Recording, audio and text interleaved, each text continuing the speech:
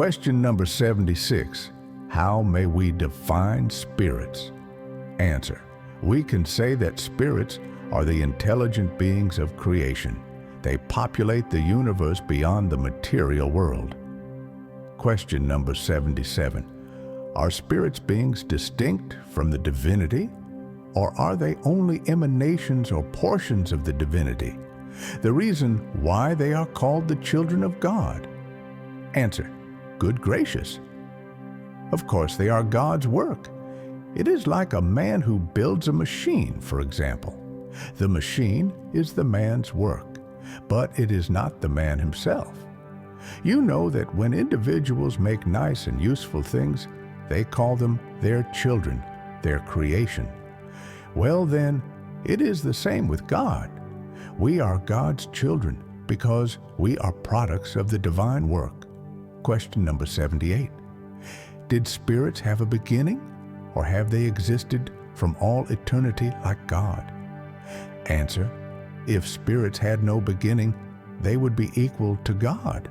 On the contrary, they are God's creation and subject to the divine will. God has existed from all eternity. That is incontestable. But we know nothing as to when and how we spirits were created. You could say that we had no beginning. If you mean that since God is eternal, then God must have always and unceasingly created spirits. Nevertheless, when and how each of us was created individually, I will repeat, no one knows. It is a mystery. Question number 79. Since there are two general elements in the universe, the intelligent element and the material element, could we say that spirits are formed from the intelligent element, while inert bodies are formed from the material element? Answer. Obviously. Spirits are individualizations of the intelligent principle, just as bodies are individualizations of the material principle. It is the time and manner of this formation that we do not know. Question number 80. Is the creation of spirits continuous, or did it only occur at the beginning of time? Answer. It is continuous, which means that God has never ceased creating them. Question number 81. Are spirits formed spontaneously, or do they proceed from one another? Answer. Like all other creatures, God creates them by the divine will. But let me repeat once more, their origin is a mystery. Question number 82. Is it correct to say that spirits are immaterial? Answer. How can we define something when we have no terms for comparison, and when we only have an insufficient language at our disposal? Can one who is born blind define light? Immaterial is not the right word.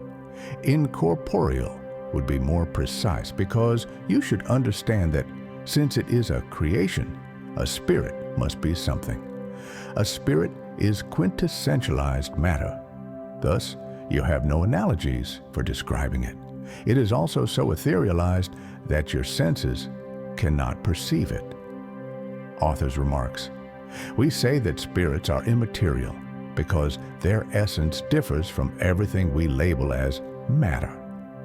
A nation of blind people would not have any words for expressing light and its effects.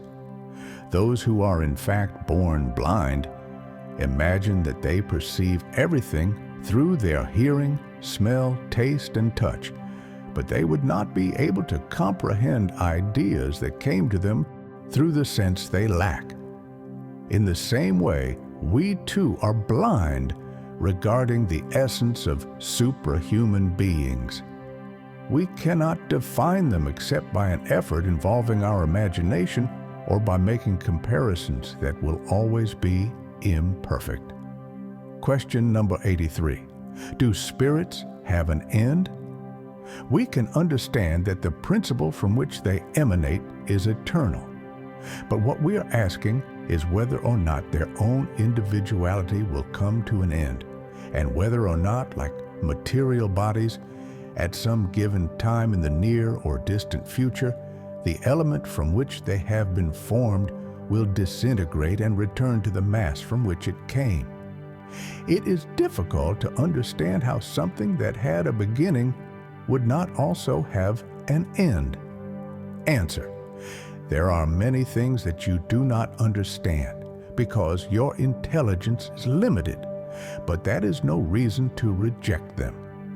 A child does not understand everything that its parents understand, nor does an uneducated person understand all that a scholar understands. We are saying that Spirit's individual existences never come to an end. That is all that we can say for now.